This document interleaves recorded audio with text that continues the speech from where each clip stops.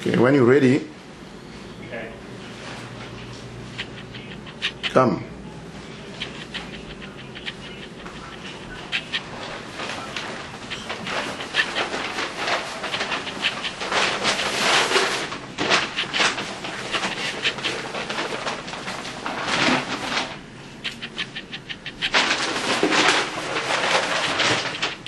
Okay, this is my family tree, which goes back to around 1750 with the purchase of the first two Africans in our lineage.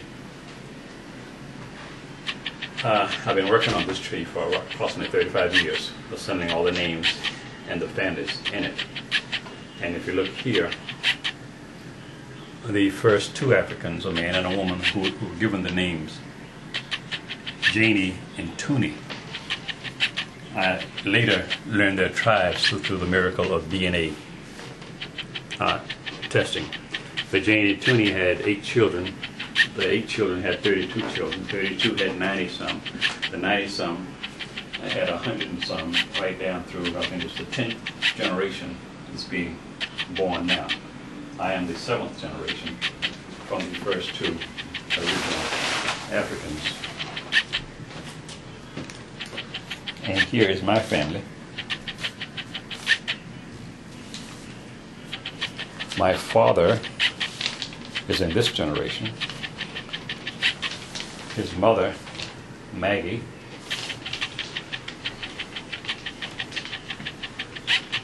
her mother, Alice, who was born a slave. Slavery ended in North Carolina around 1750 when she was a child. And her brother actually stole her from the slave master.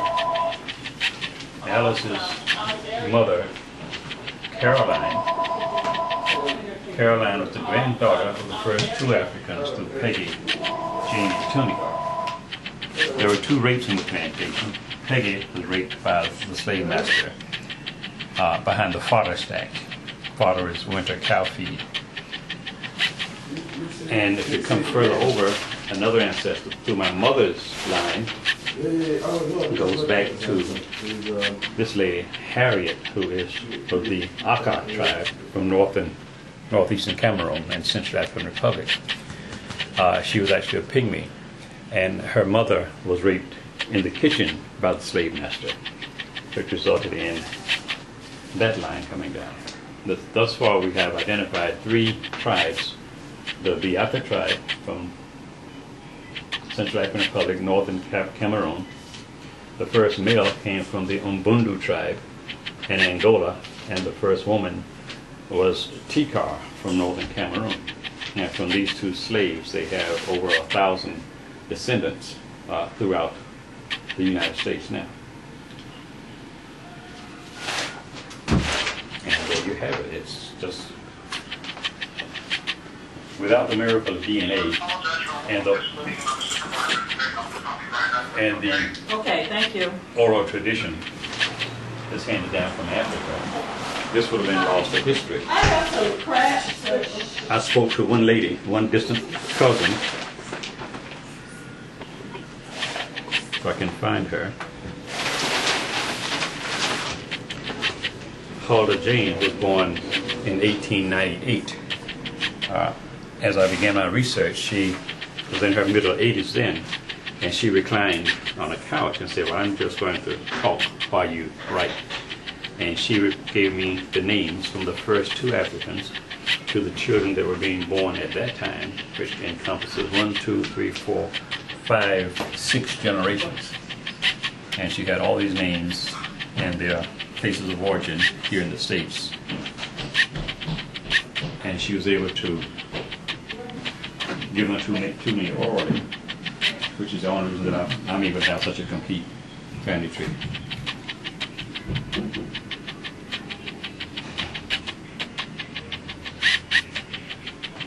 So you say it's been 30 years. It's been about 35 years I've been doing this research. How did you start? I started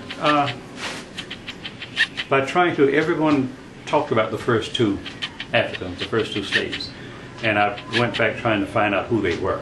And just in talking to the older people in the community, I began to get the snippets of time, of history. until I spoke to the one lady, my distant relative, who gave me the entire tree practically. And it goes back to around 1750. 200 and roughly 57 years of history and descendancy.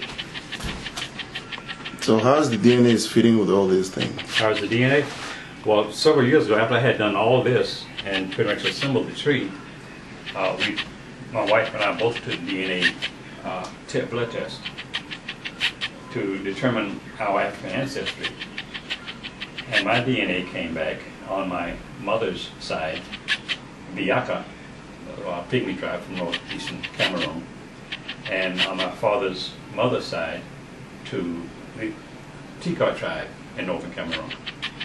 Then I traced a distant cousin that I could trace back to the first African through his father's father's father's father to here, and he came back 100% Umbundu tribe out of Angola.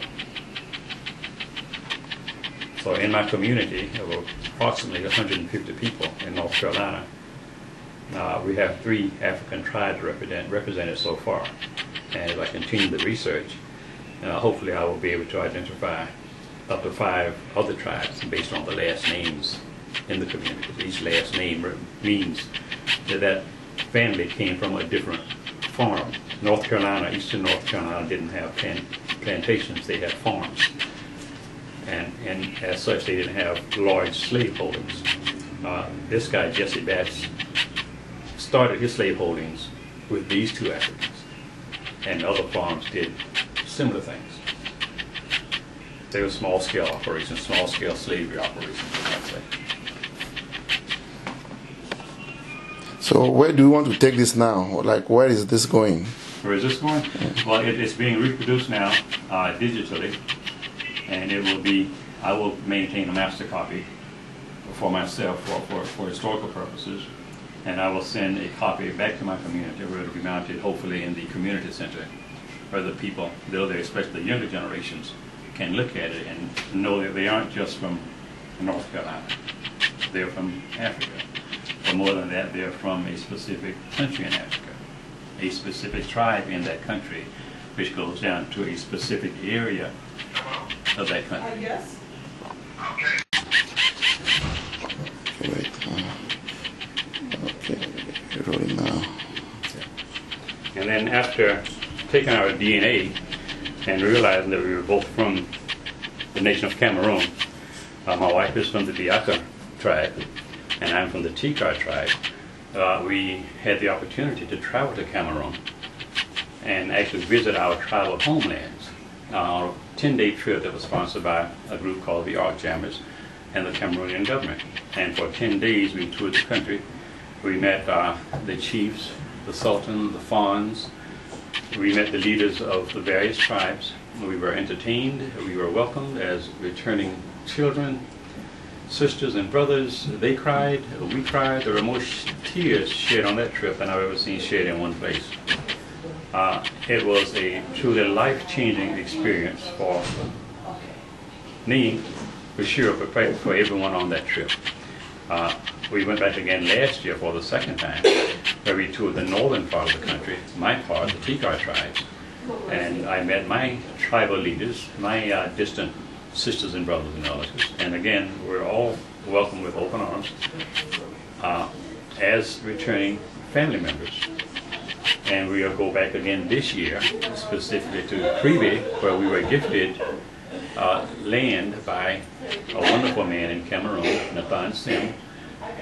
And we will go there and spend 2 weeks with the locals to get to know the land, the people, the customs. And hopefully from that point we will either build something in Cameroon, relocate part of our lives for sure in Cameroon, and become one with our people again. Now, I want you to from that side. That side? So yeah, just roll it from that side. Okay.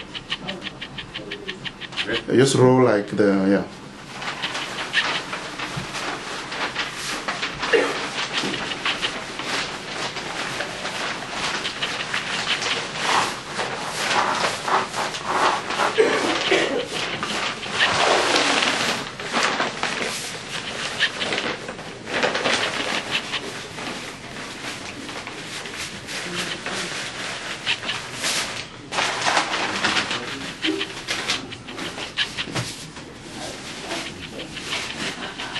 I'll return it to its place of safekeeping behind the china cabinet.